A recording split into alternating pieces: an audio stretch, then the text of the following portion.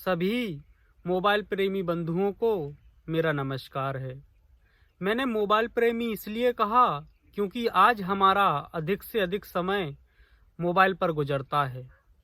तो दोस्तों, मोबाइल के संबंध में इस स्मार्टफोन को जिसको हम दिन रात अपनी छाती से लगा के रखते हैं, इसके संबंध में एक गहरा रहस्य मुझे जो समझ में आया है वो मैं आपके साथ में शेयर करना चाह रहा हूँ।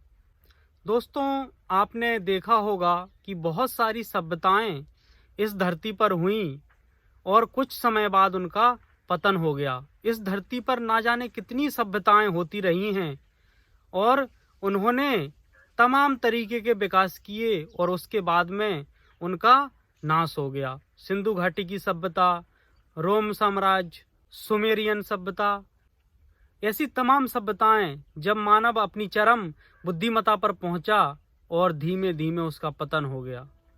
आज भी वही स्थिति आने वाली है।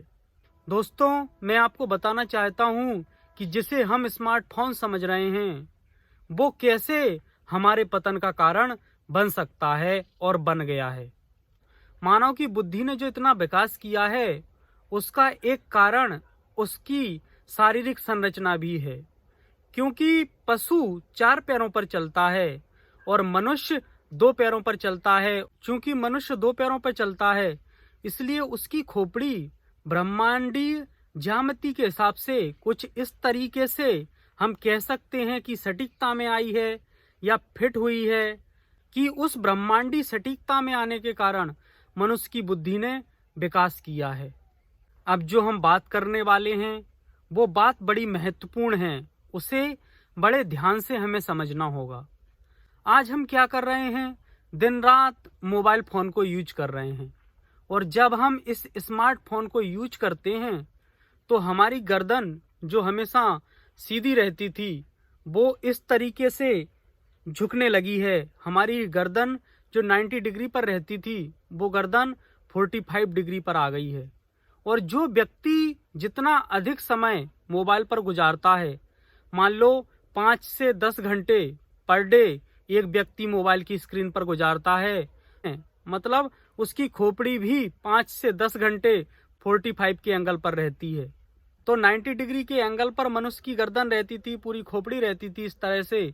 तो वो ब्रह्मांडी बुद्धिमत्ता को ग्रहण करने में बहुत अधिक सक्षम था, बहुत अधिक सफल था, क्योंकि जो खोजें उसने की हैं वो पहले तो थी नहीं, तो वो आई कहाँ से? वो ब्रह्मांड से ही तो आई हैं, वो विचार ब्रह्मांड से ही तो आए हैं। लेकिन अब जब वो अपनी गर्दन को झुका रहा है तो हम कह सकते हैं कि वो मनुष्यता से बहुत दूर जा रहा है। और मनुष्यता से दूर जा रहा है तो फिर वो किस भांति हो रहा है? वो पशु की भांति हो रहा है। दिखाई तो दे रहा है कि मनुष्य है, लेकिन शारीरिक संरचना में वो पशु की भांति होता जा रहा है। और जब वो शारीरिक संरचना से पशु की भांति हो रहा है तब उसकी मानसिक स्थिति भी पशु की भांति होती जा रही है। दोस्तों, जो लोग मोबाइल को बहुत यूज करते हैं, जो बच्चे आजकल पबजी गेम खेलते हैं या कोई और भी गेम खेलते हैं, घंटों मोबाइल की स्क्रीन पर गुजारते हैं, और यदि उनके माँ बाप उनसे उस फोन को छीनने की कोशिश करते हैं तो वो माँ बाप पर ही हावी होने की कोशिश करते हैं। और ऐसी ऐसी घटनाएं हुई हैं कि कई बच्चों ने माँ बाप के साथ में हिंसक घटनाएं भी की हैं। तो ये जो घटनाएं हो रही हैं हम समझ सकते हैं कि क्यों हो रही हैं। ये जो मनुष्य प्रजाति है ये अपनी गर्दन को झुकाते चली जा रही है, तो आने वाली जो इसकी पीढ़ी है उसकी गर्दन पैदाइशी ऐसी होने लगेगी।